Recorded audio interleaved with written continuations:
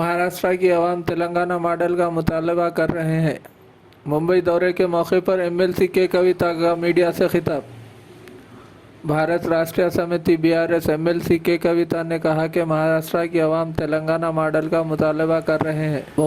मुंबई में मीडिया से बात करते हुए इन्होंने कहा कि तेलंगाना हुकूमत हैदराबाद में 24 घंटे पीने का पानी फराहम कर रही है, जबकि महाराष्ट्र में पीने का पानी दिन में सिर्फ 2 घंटे फराहम किया जाता है। कविता ने सवाल किया कि महाराष्ट्र हुकूमत मुंबई में ऐसा क्यों नहीं कर पा रही है। इन्होंने कहा कि महाराष्ट्र की आवाम रियासत में बीआरएस पार्टी को वसत देने की दरख्वास्त कर रहे हैं। इन्होंने कहा कि तेलंगाना महाराष्ट्र के साथ तकरीबन 1000 किलोमीटर की सरहद का इश्तराक करता है, लेकिन फलाई स्कीमों और तरक्की के मामले में बहुत फ़र्क है। कविता ने मज़ीद कहा कि बीआरएस पार्टी महाराष्ट्र में इलेक्शन लड़ने के बारे में ऐलान करेगी। वाज़ेह रहे कि बीआरएस पार्टी के लीडर मुख्तलिफ प्रोग्रामों में शिरकत के लिए महाराष्ट्र में हैं।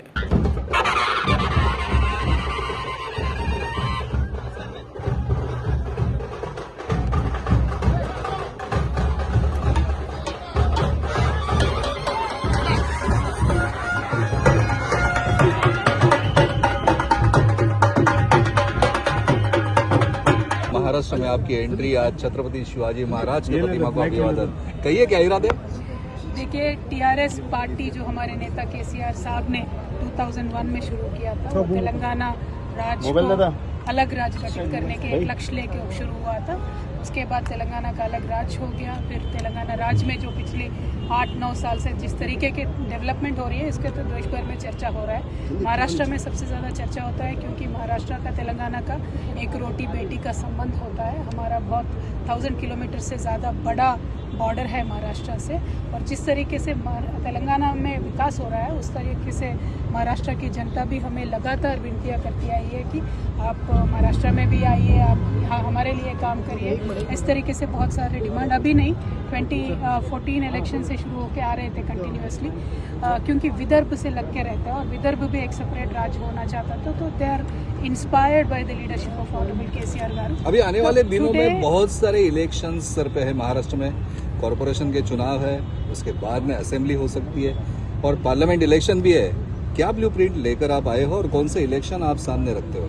देखिए, सबसे ज़्यादा तो एक पीपल्स एजेंडा हम लेके आते हैं। लोगों के भलाई के लिए जिस तरीके से काम होना है इस देश में, हम मानते हैं कि वो हुआ नहीं है। जो बेसिक नेसेसिटीज़ है, पानी, बिजली, सिंचाई का पानी, पेंशन, ऐसे छोटे छोटे ज़रूरतें भी आज तक इस देश में हम पूरा नहीं है। जो बेसिक नेसेसिटीज़ है, पानी, बिजली, सिंचाई का पानी, पेंशन, ऐसे छोटे छोटे ज़रूरतें भी आज तक इस देश में हम पूरा नहीं कर पा रहे। जो तेलंगाना ने ज़्यादा हद तक 98% हमने पूरा किया है। तो एक टाइम बाउंड मैनर में अगर एक नया राज्य ये काम कर सकता है, तो पूरा हिंदुस्तान में ये काम क्यों नहीं हो सकता है। बस ये एजेंडा लेके हम महाराष्ट्र के जनता के पास आए हैं। आगे बहुत ज़्यादा चुनाव आने वाले हैं, बहुत सारे चुनाव आने वाले हैं। सारे चुनावों के बारे में पार्टी इमीडिएटली अनाउंसमेंट भी होगा। हमारा आशा ये है कि महाराष्ट्र के डेवलपमेंट में हम एक प्रोग्रेसिव पार्टनर बीआरएस के तरफ से बन सकते हैं। महाराष्ट्र के जनता के सेवा में अगर हम शामिल हो सकते हैं, अगर महाराष्ट्र के जनता हमें इस काबिल समझे, तो हम अपने आप को सौभाग्यवान समझते हैं। क्योंकि महाराष्ट्र की पावन धरती से जिस तरीके का स्फूर्ति मिलता है, जिस तरीके से अंबेडकर को तेलंगाना में लोग चाहते हैं, जिस तरीके से बाबा फुले का हर एक ऑलमोस्ट गांव में जैसा स्टैचू रहता है, जिस तरीके से साहू महाराज ने रिजर्वेशन उस ज़माने में दिया था 1800s में, उसके बारे में जिस तरीके से डिस्कशन होता है तेलंगाना में, और जिस तरीके से हम यहाँ खड़े हैं, शिवाजी की मूर्ति जो स्फूर्ति हमें देती है, इसी स्फूर्ति से हम लोगों के लिए काम करने के लिए आए हैं। जिस तरीके से टाइम बाउंड मैनर में तेलंगाना में काम हुआ है, हम मानते हैं, हमें पूरा विश्वास है देश भर में ये हो सकता है। आप नाकाम रहिए ये सब काम करने के लिए? देखिए, पूरे देश भर में जितने भी सरकारें थे, स्वतंत्रता हमें मिलकर तकरीबन 75 ईयर्स हो गया। आज भी बहुत सारे गांव में बिजली नहीं है, पानी नहीं है। अभी भी हमारे माताओं को गढ़ उठा के चलना पड़ता है। मुंबई जैसे शहर में दिन में 2 घंटे पानी आता है, जहां हैदराबाद नया राज्य है 24 आवर्स सेफ ड्रिंकिंग वाटर नल से हर एक घर में आता है। तो जब तेलंगाना कर सकता है तो महाराष्ट्र क्यों नहीं कर सकता है, महाराष्ट्र कर सकता है तो देश क्यों नहीं कर सकता है? बस ये सवाल है। Talking about your specific visit, will you be meeting Uddhav? परिवार के साथ, हमारे नेता के साथ बहुत गहरे संबंध है। शरद पवार जी के प्रति हमारे बहुत अच्छे रिस्पेक्ट है, क्योंकि तेलंगाना के मूवमेंट के समय से वो तेलंगाना तक आके हमें सपोर्ट किया था उन्होंने। उद्धव जी ठाकरे जी के साथ भी बहुत अच्छे संबंध है। आपने देखा है हाल ही में भी केसीआर साहब आए थे, डिस्कशन हुआ था।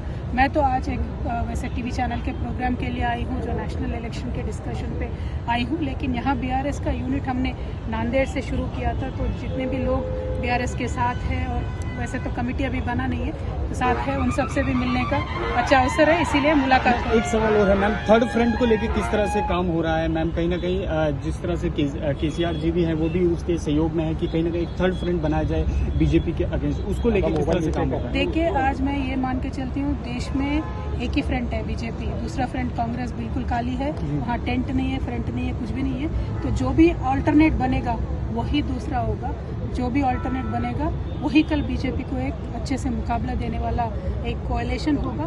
तो हम ये मान के चलते हैं केसीआर साहब यही एफर्ट में लगे हुए हैं पिछले 2-3 साल से। हर एक जब भी मौका मिलता है, हर एक राज्य से मुख्यमंत्री से मिलते हैं, वो जो जितने भी रीजनल पार्टी से रीजनल ताकतें हैं उनको साथ लेके चलने के लिए केसीआर साहब ने एक सीरियस एफर्ट किया है। हाल ही में भी हमारे खम्भम में बहुत बड़ा रैली हुआ था, वहाँ पे सीपीआई के नेता आए, आम आदमी पार्टी के नेता आए, अखिलेश जी आए, सभी लोग आए। तो ये प्रयास चलता रहेगा। अब वापस अम्बेडकर जी के जयंती पे और एक रैली बहुत बड़ा होने वाला